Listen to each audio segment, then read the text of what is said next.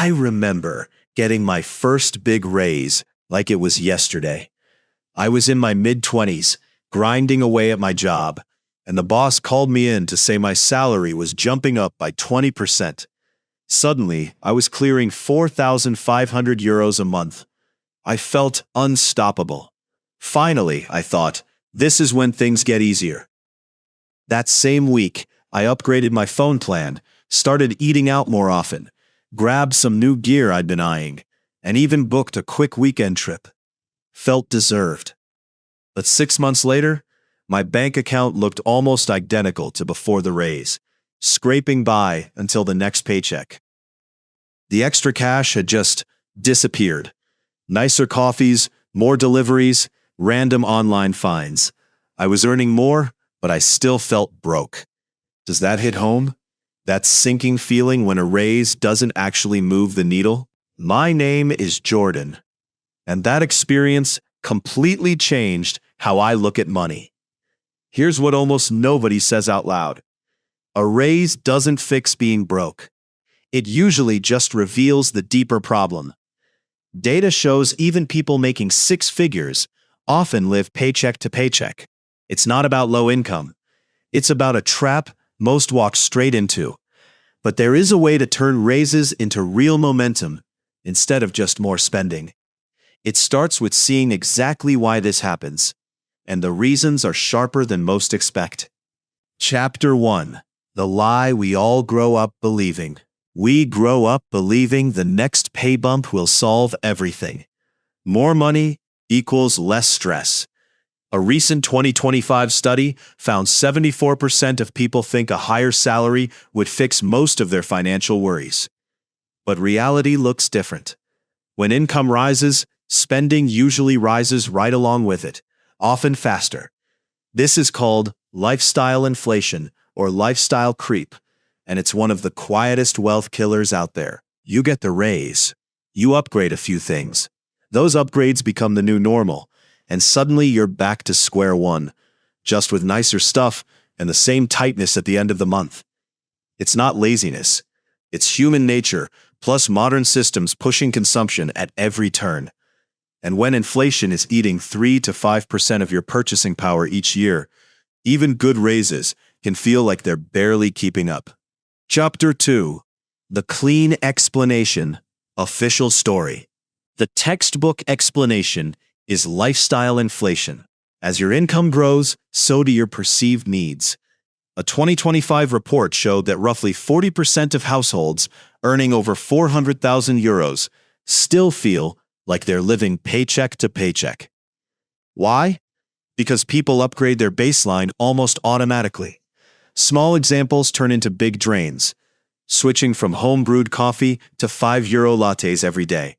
Moving from an €800 apartment to a €1,400 one because you can now afford it. Adding premium streaming bundles. Leasing a nicer car instead of keeping the old one. Each feels justified, but add them up and the raise vanishes. Experts point out, if your take-home increases by €600 a month, but you add €450 in new recurring expenses, your real gain is only €150, barely noticeable after taxes and inflation. Over years, that gap compounds into massive missed opportunity. Chapter 3. The dark machine behind it. But the clean story misses something darker. It's not just natural upgrades. There's a psychological and systemic machine actively working to keep you spending every extra euro you earn. The dirty secret is the hedonic treadmill, combined with engineered consumption. You adapt to new comforts so quickly that they stop feeling like luxuries. They become the baseline. Then, the brain craves the next level. Social media and targeted ads know exactly when your paycheck hits and hit you with treat yourself messaging. Everyone's upgrading. FOMO triggers. On top of that, the system is rigged. One-click buying, saved cards, subscription traps, buy now, pay later schemes. All remove friction so you spend faster than you think. High earners often fall hardest because they can justify bigger debts, larger mortgages, premium cars, private schools. A 2025 survey showed 62% of people earning over 250,000 euros carry significant credit card debt. Many are one emergency away from real trouble, despite six-figure incomes. The real kicker? Most raises don't even outpace true cost of living increases in housing, energy, food. So even when you feel richer, your actual purchasing power is flat or declining. Chapter 4. The future cost nobody calculates. And when this loop keeps running, the long-term damage isn't just feeling broke. It locks entire futures into just getting by, no matter how much you earn. Ignore the creep, and the math gets ugly. That extra 500 euros to 800 euros a month you could have saved, at a conservative 7% annual return, over 20 to 30 years, it turns into 200,000 to 400,000 plus in lost wealth. Not from bad investments, from never having the money in the first place. Debt snowballs, bigger loans, higher interest, more stress. Goals get postponed indefinitely. Buying a home, starting a family fund, traveling without guilt, retiring early. Many high earners end up working longer and harder because they never built a buffer. But when people fight the creep, the turnaround is dramatic. They automate savings first. 50 to 70% of any raise goes to investments or debt payoff before lifestyle upgrades. Within a few years, they report 10,000 to 30,000 euro extra buffers purely from kept raise money. Psychologically, freedom appears.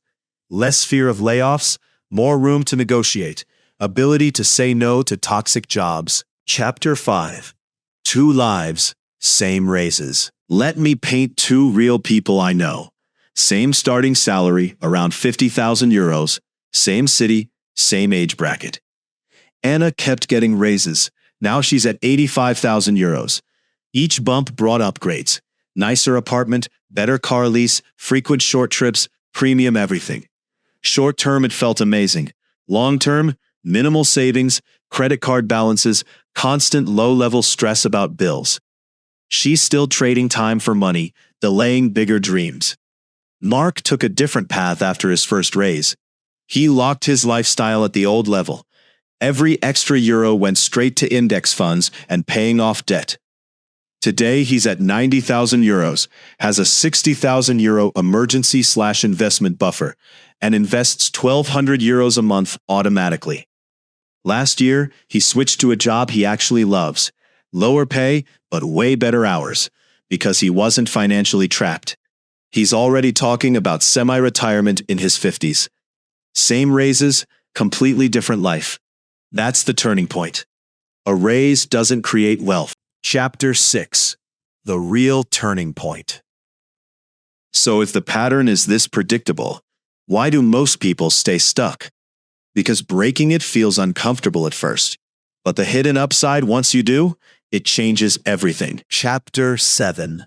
The hidden transformation.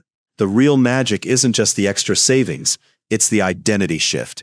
You start seeing yourself as someone who builds, not just consumes.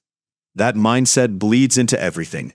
Stronger boundaries at work, better relationship with risk, clearer long-term vision. It creates a virtuous cycle. More money kept, more security, less stress, better decisions, even more money kept. People who escape the trap often say the biggest win wasn't the growing account balance.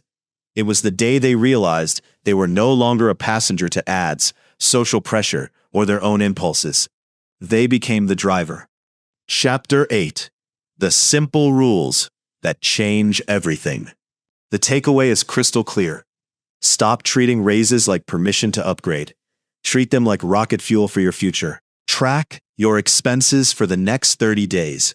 No judgment, just awareness. When the next raise hits, decide in advance. 50 to 70% goes to savings, investments, or debt before you touch lifestyle. Ask every new expense, does this add real joy, or am I just filling a void? Chapter 9. The real gap. The gap between staying broke forever and quietly building real wealth is usually just how much of your raise you actually keep. Chapter 10. The Shift. If any part of this hit home today, maybe sparked an aha, gave you a new tool, or just made you think differently, I'd be genuinely thankful if you'd tap that like button. It helps this kind of practical content reach more people who need it. And if you want more no BS money breakdowns like this, subscribing would mean a lot. Only if it felt valuable to you. No pressure. Chapter 11. The Decision. Drop in the comments right now. What's the biggest thing you splurged on after a raise and later regretted? Or what's one way you already fight lifestyle creep? I read every comment, and someone else is probably sitting there tonight wondering why their last raise disappeared. Now you know why, and exactly how to stop it. Check your next paycheck. Decide where it really goes.